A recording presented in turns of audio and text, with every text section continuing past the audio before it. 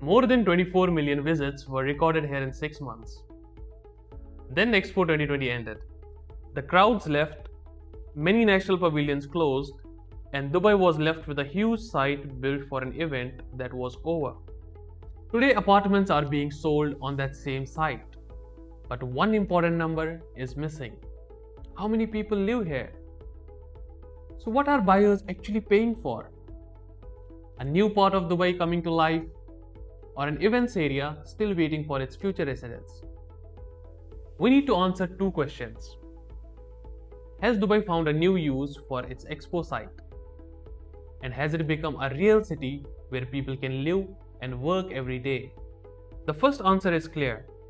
On 1st October 2022, the site reopened as Expo City. The metro, roads, and major landmarks remained. But the harder challenge was giving people a reason to return. In 2023, Expo City hosted COP28 with 80,000 registered guests. Dubai then approved 10 billion dirham, around 2.7 billion US dollars, to expand the Dubai Exhibition Center. By early 2026, this was more than a future plan. Gulf Food held part of its event there. WHX Dubai also held its event there.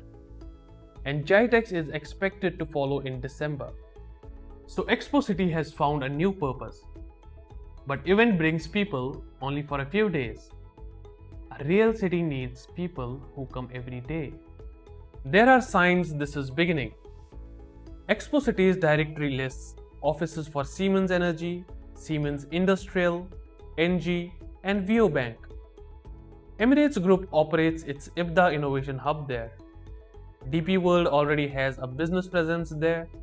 It is also building its new global headquarters, expected to open in 2027 with space for around 850 employees.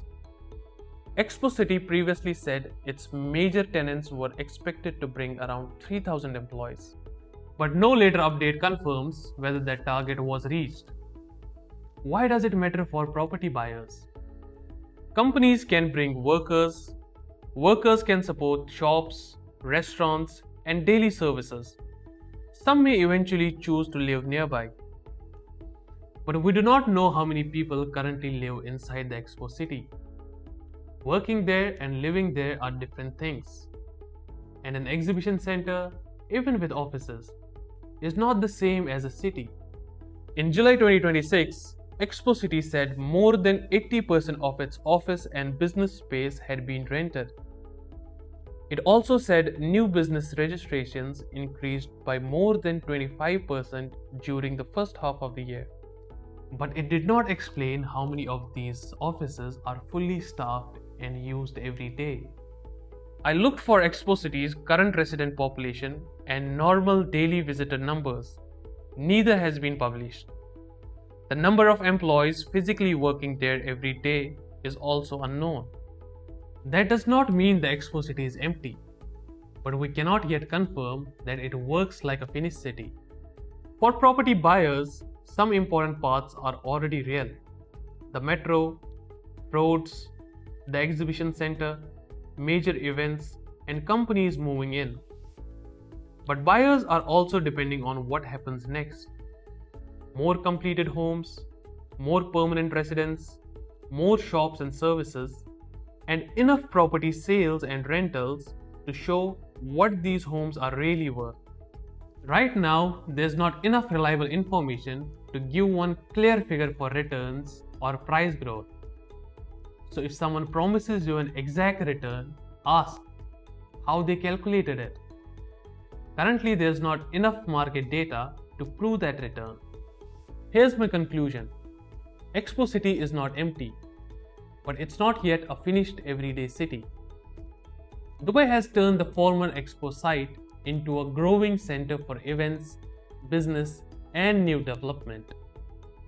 For a long-term investor, the opportunity is buying while the change is still happening. For someone looking for a proven rental demand, complete daily services, and an easier resale market today, that unfinished journey is a risk. Something has already replaced Expo 2020. The real question is whether enough people will choose to live here. not just visit or work here. If you want Dubai property explained with real information, not the sales promises, subscribe. Thanks for watching. See you in the next one.